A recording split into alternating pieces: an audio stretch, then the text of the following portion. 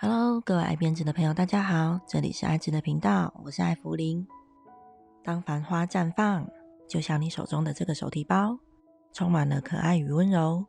今天艾芙琳跟大家分享的这款手提包，由冠心棉钩织而成，加上一朵朵充满了生命力的泡芙花，缤纷的色彩让人心旷神怡。拿着它走在路上，就像走在春天的花海，让你充满了美好的幸福感。包包的主体，我所使用的线材是粗细约4毫米的冠心棉，泡芙花使用的是4股牛奶棉，做法可以参考我上一集的影片。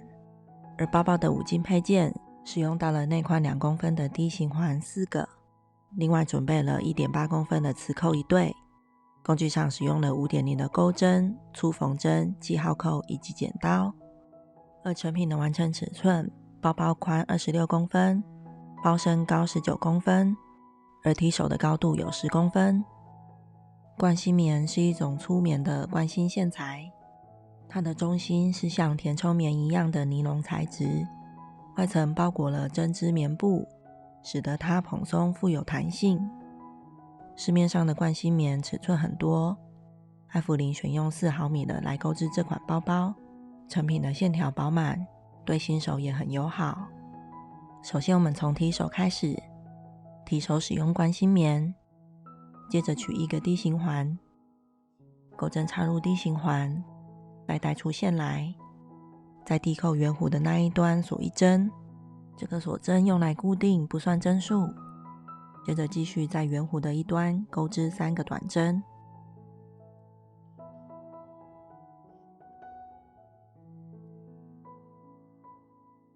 ，3个短针结束。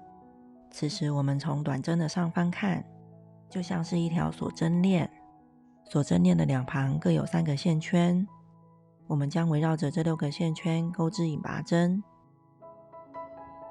我们先钩织一个锁针，接着倒回，从第3个上半针开始钩织引拔针，第3个半针，也就是中间的那一个短针的半针，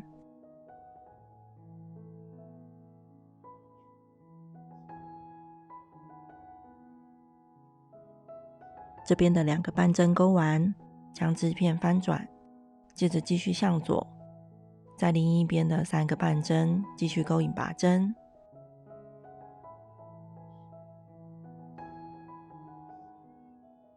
之后我们以螺旋的方式挑起外围的半针，继续钩引拔针。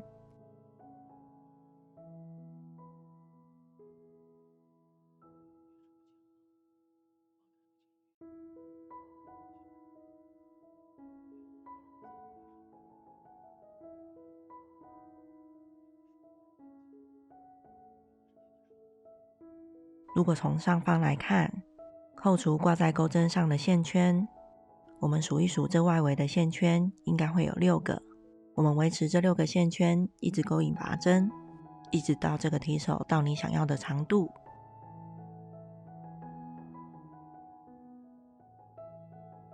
我一直钩织到这个提手的长度大概有25公分，接着我要在提手的另一端也加上D形环，也对称的钩织3个短针。我们将这6个线圈两两一组，一共分成3组，每一组钩织1个短针。先钩织一个锁针作为短针的起立针，不算针数。接着将钩针一次串起上方与下方的2个线圈，再穿进D形环，在D形环弧形的那一端钩织1个短针，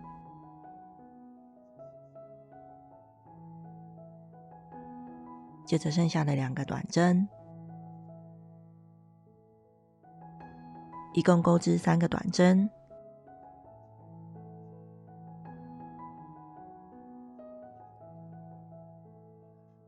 3个短针结束，引拔断线，藏好提手两端的线头，起始端的线头也藏好，这样提手就完成啦。我们制作2条这样的提手，接着是包包的主体，我们重新起线，起线时这个线头留得长一点，大概留50公分。接着锁边起针，基础行起40个锁针。基础行这里是包包的侧边，我们会从侧边开始钩织。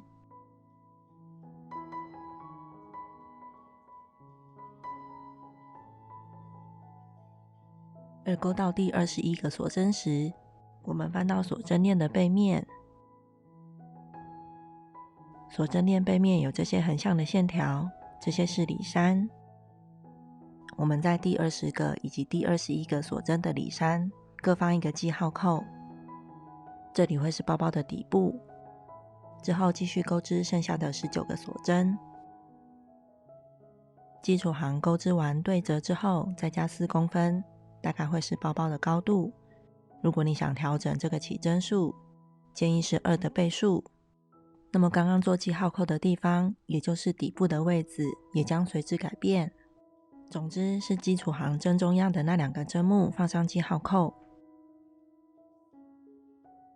接着第一行，一个锁针作为起立针，这个起立针不算针数，我们翻到锁针链的背面，从基础行的最后一个里衫开始钩织挂线引拔针。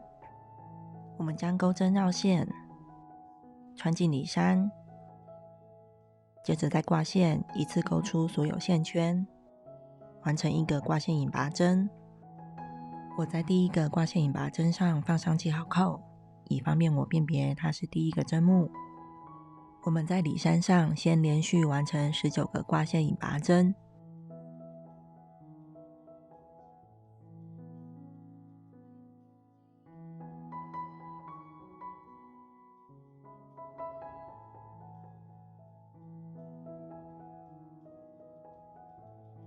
19个挂线引拔针结束，接着会遇到基础行中间做2个记号扣的地方，这里是第20与第21个针目，各钩织挂线引拔针的加针，也就是这2个针目里，每个针目都钩织2个挂线引拔针。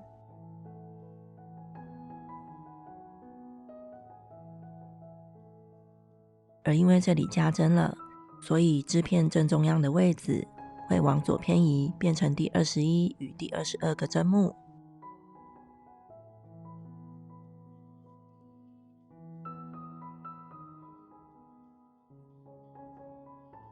连续钩完2次挂线引拔针的加针之后，我在第21个挂线引拔针与第22个挂线引拔针放上记号扣。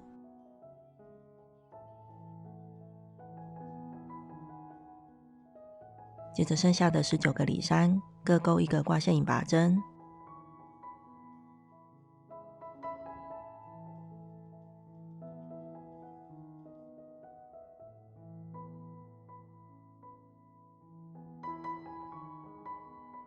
第一行结束，翻面。翻面之后，我们会看到这里有一些斜向的线条，斜线的左方有一个洞眼，就是一个针目。下一行我们会在这里钩织，先钩织1个锁针作为起立针不算针数，接着在连续的20个针目里各钩1个挂线引拔针。对新手朋友而言，在往返钩织的过程中，第一个针目很容易被忽略，所以建议在这里放一个记号扣。而因为关心棉这种线材比较有弹性，所以在钩织的过程中尽量保持手劲的一致，以确保针目的纹路大小是一致的。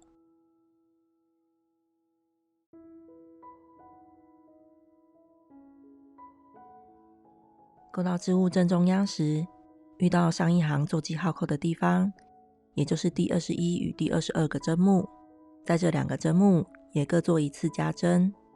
钩完这2个加针之后，我们在这一行将记号扣放到第22与第23个针目，这2个针目是这一行正中央的位置。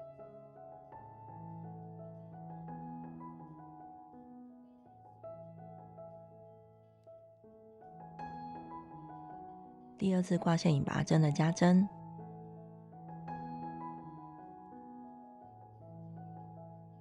之后又是连续20个挂线引拔针。之后我们按照文字解钩织，完成这个包身。我们在织物正中央的位置进行加针，一直到第4行，而第5行之后一直到第45行就不做加针的动作，维持每行的针目数在48个针目，并且维持第24以及第25个针目的记号扣，以方便我辨别它是正中央的位置。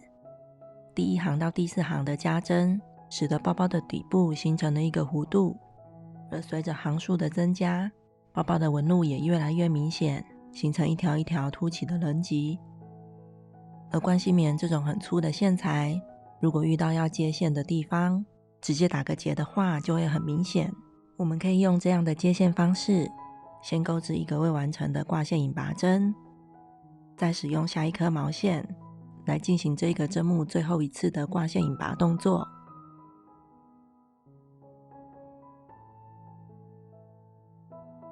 这样就完成换线了。而在钩织下面几针的时候，就把这些线头一并包起来钩织。在包着钩织时，让这些线头维持在织片上方边缘的位置。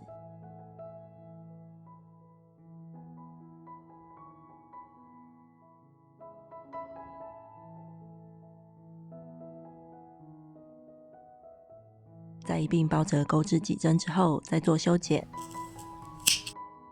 这样就可以很好的隐藏这些线头，也没有换线的痕迹。这样的换线方式也适用于其他的线材与针法，大家可以运用起来哦。钩织到45行结束，这个包包就会到我想要的宽度。如果你想改变包包的宽度，也可以调整这些行数。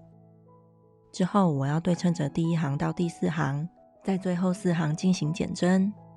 第46行连续22个挂线引拔针之后，第23与第24合并钩织一个挂线引拔针的并针，也就是钩针挂线，穿进第23个针目，再挂线钩出，再穿进第24个针目，再次挂线，一次穿过所有线圈，完成一个挂线引拔针的并针。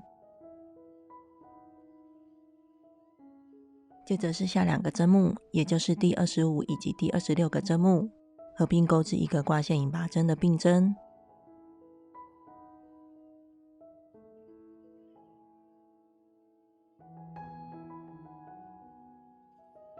这2个并针在这一行是第23与第24个针目，我在这2个针目上放上记号扣。当然这里的记号扣是方便我辨别最中间的位置，如果可以数得清针目，那么可以不用像我一样在这里放记号扣。接着我们按照以下的文字解完成最后的4行。第49行结束，引拔断线，留50公分的长线做缝合。织片的2面纹路都是一样的，我们就顺势的将织片这样对折，接着利用2边所留下的长线头，以卷线缝的方式将侧边缝合。缝合的时候，一个针目对着一个针目，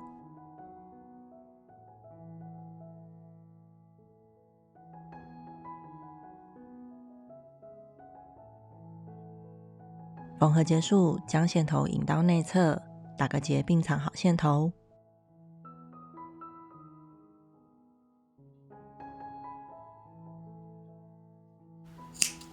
包包的2侧缝合完毕，接着我们要将带口收边，顺便结合提手。我们从包包的任意一侧缝合的位置这里重新引线，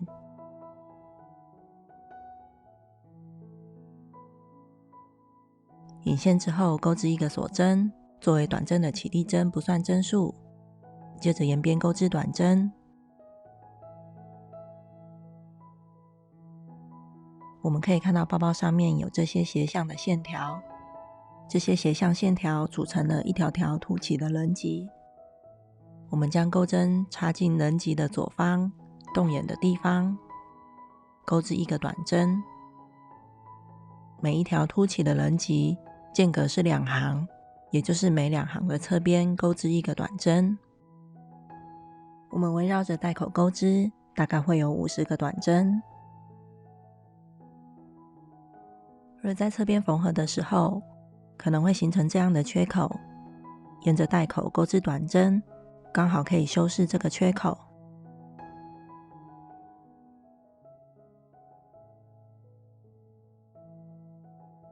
第一圈结束，引拔在第一个短针上将头尾相连。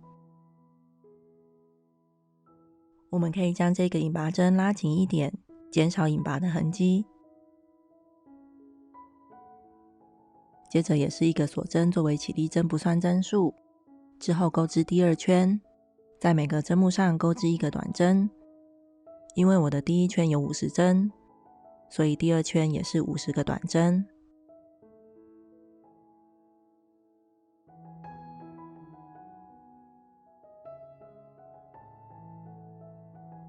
第二圈结束，引拔在第一个短针上将头尾相连。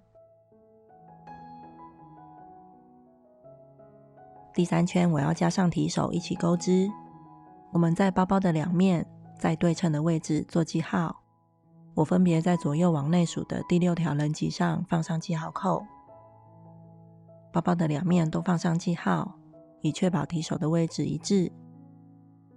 第三圈，我们直接将钩针穿到与第一行钩短针相同的位置，钩织拉长的短针。这个拉长短针会包覆着第一圈与第二圈的短针。在钩织这个拉长的短针时，尽量保持它的长度一致。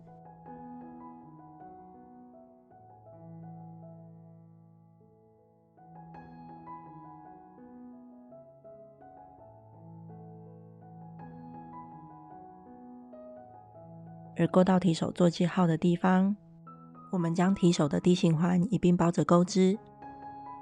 这里是钩织提手时结束的那一端，这里有凸起的短针，将它面向我们，再一并包着钩织。我准备的D形环有2公分，会横跨3个针目。我在第2个针目里钩了2个拉长的短针，以便更好的包覆这个D形环。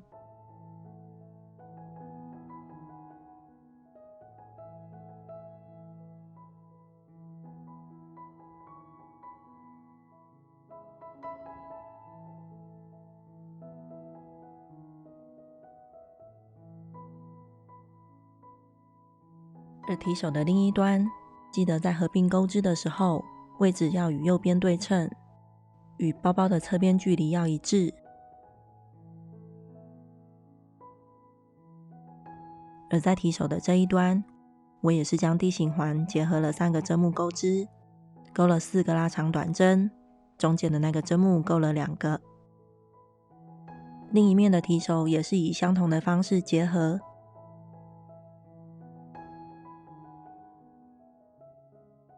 第3圈结束，接着我们就可以断线处理线头。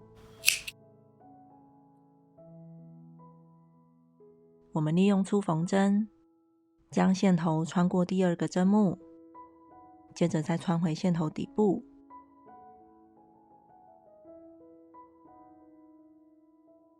最后在包包的内侧打个结并藏好线头。